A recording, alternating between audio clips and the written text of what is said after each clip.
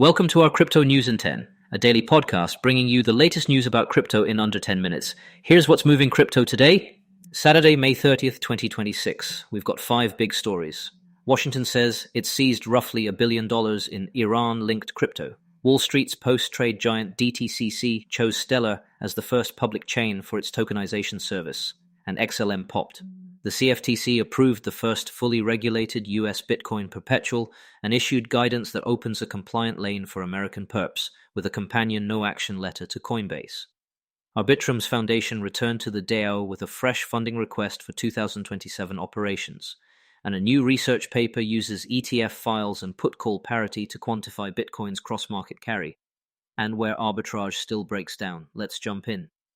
First, policy and geopolitics. U.S. Treasury Secretary Scott Bessent says the government has seized about $1 billion in cryptocurrency from Iranian networks since the war began, framing it as an escalation, the ability to grab the wallets. That claim follows Treasury's Operation Economic Fury actions earlier this month, which documented nearly $500 million in crypto already frozen, along with broader sanctions on Iran's shadow banking and oil networks. The takeaway for crypto is clear. Stablecoins and centralized choke points are increasingly integral to sanctions enforcement, and yes, they can be frozen. While on-chain transparency continues to power investigations, reporting came from Decrypt and The Block, with Treasury press releases providing the official detail. Second, tokenization just got a very public vote of confidence.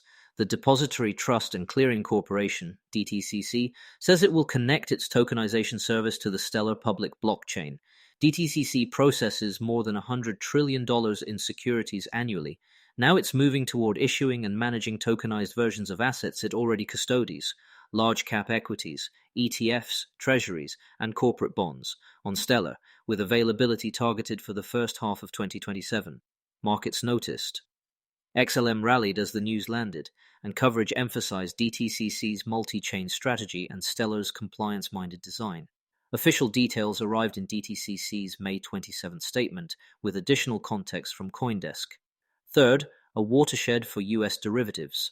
The CFTC approved Kalshi's BTC Perp, a Bitcoin perpetual futures contract tied to the spot price, and separately issued guidance plus a no-action letter to Coinbase Financial Markets.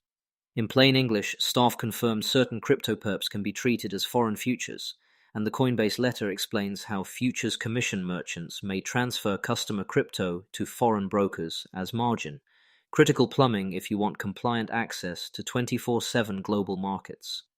The agency also put out an advisory on around-the-clock risk management and clearing. This is the first time US perps are getting an onshore rules-based path.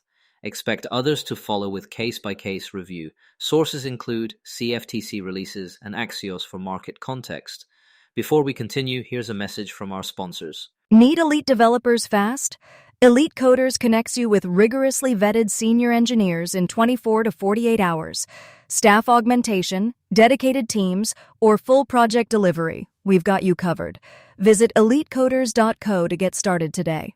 All right, let's get back to it. Number 4, governance and budgets. The Arbitrum Foundation posted a new request to the DAO for approximately $43.5 million to fund 2027 operations, split across $16 million in cash and real-world assets, about 1,740 ETH and 230 million ARB.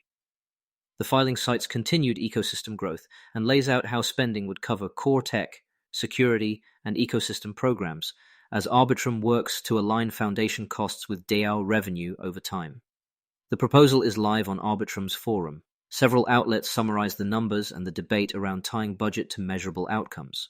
Voting and feedback windows will determine the final shape and size of the package. And fifth, research that matters for traders. A new paper, Implied ETF Carry Rates and the Limits of Arbitrage in Segmented Bitcoin Markets, uses put-call parity, ETF daily holdings files, CME futures pricing, and the BRRNY reference rate to back out an implied forward from spot ETFs, then compares it to futures market carry. The punchline: even with spot ETFs, market segmentation and frictions can leave persistent basis differentials that aren't fully arbitraged away. Useful insight if you're running cross-venue basis or hedged carry strategies. The study hit arXiv on May 28th and adds data-driven heft to a topic many desks have been trading mostly by feel. Quick extras before we wrap. On the Treasury and Iran story, separate reporting this spring documented Tether freezing hundreds of millions of dollars on Tron linked to illicit activity, another reminder that stablecoin policy is de facto financial policy. And on DTCC and Stellar, remember the timeline, the target is first half 2027 availability, so this is infrastructure building, not instant volume.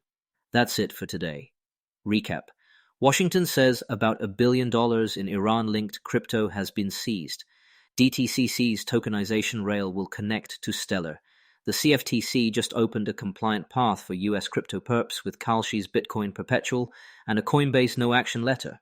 Arbitrum's foundation is asking its DAO for a $43.5 million 2027 budget. And new research quantifies ETF carry and arbitrage frictions across Bitcoin markets. See you tomorrow for the next 10 in crypto. Thanks for listening and see you tomorrow.